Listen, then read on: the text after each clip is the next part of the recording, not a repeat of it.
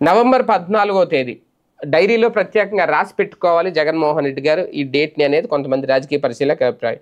ఎందుకు అంటే కోర్టు అనుమతితో లండన్ పర్యటనకు వెళ్ళిన మాజీ సీఎం జగన్ కోర్టు షరతులను ఉల్లంఘించారు, పనిచేయని ఫోన్ నెంబర్ ఇచ్చారు అని చెప్పి కొంతమంది దర్యాప్తు అధికారులు సిబిఐ కోర్టులో పిటిషన్ వేశారు. ఈ కేసులో గతంలో విచారణ జరిపిన న్యాయస్థానం వాయిదా వేసిన తర్వాత లండన్కి వెళ్లి జగన్ తిరిగి వచ్చేయడంతో సిబిఐ పిటిషన్పై విచారణ అవసరం లేదని కొట్టేసింది. ఇదే సమయంలో జగన్ హాజరే విషయం మీద కూడా మరోసారి ప్రస్తావించింది. దీంతో నవంబర్ 14 జరిగే విచారణకు జగన్ హాజరు కావాల్సి ఉంటుందనేది న్యాయ నిపుణులు చెబుతున్నారు. 2012లో జగన్పై తొలిసారి అక్రమాస్తుల కేసు నమోదైంది. మొత్తం 11 అంశాల్లో ఆయనపై 11 కేసులు నమోదు చేయగా అన్నింట్లో A1గా జగన్ పేరును చేర్చారు. ఈ కేసుల్లో 2012 మే 27వ తేదీన ఆయన్ని అరెస్ట్ చేశారు. ఆ తర్వాత 16 నెలలు జైల్లో రిమాండ్ ఖైదీగా గడిపారు.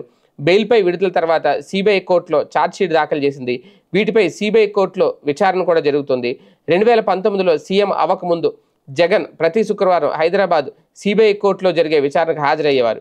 ఎన్నికలకు ముందు పాదయాత్ర సమయంలో హాజరు నుంచి మినహాయింపు కోరితే కోర్టు తిరస్కరించింది. దీంతో పాదయాత్రకు విరామం ప్రకటించారు. ప్రతి శుక్రవారం హైదరాబాద్ కోర్టుకే వచ్చేవారు. ఇక 2019 ఎన్నికల్లో గెలిచిన తర్వాత ఆయన ఒక్కసారి కూడా కోర్టు మెట్లు ఎక్కలేదు. అధికారిక విధి నిర్వహణలో బిజీగా ఉండడం, సెక్యూరిటీ సమస్యలను చూపి కేసు విచారణ సమయంలో మినహాయింపు పొందారు జగన్. అయితే గత ఏడాది ఎన్నికల్లో ఆయన ఓటమి తర్వాత మళ్ళీ కోర్టుకు హాజరు కావాల్సిందేనని సిబిఐ పిటిషన్ దాఖలు చేసింది. అయితే జగన్ తరపు న్యాయవాదుల వాదనల వల్ల ఇప్పటివరకు మినహాయింపు పొందుతూ వచ్చారు. ఇప్పటివరకు సుమారు 7 ఏళ్లుగా కోర్టుకు హాజరు కాకుండా మినహాయింపు పొందుతున్న జగన్ తాజాగా కోర్టు వ్యాఖ్యలతో తప్పనిసరిగా వెళ్లాల్సి ఉంటుందని వ్యాఖ్యానిస్తున్నారు. అయితే కోర్టు ఆదేశాలను పాటిస్తామని చెబుతున్న జగన్ తరపు న్యాయవాదులు తమకు ఇంకో అవకాశం ఉందని చెబుతున్నారు.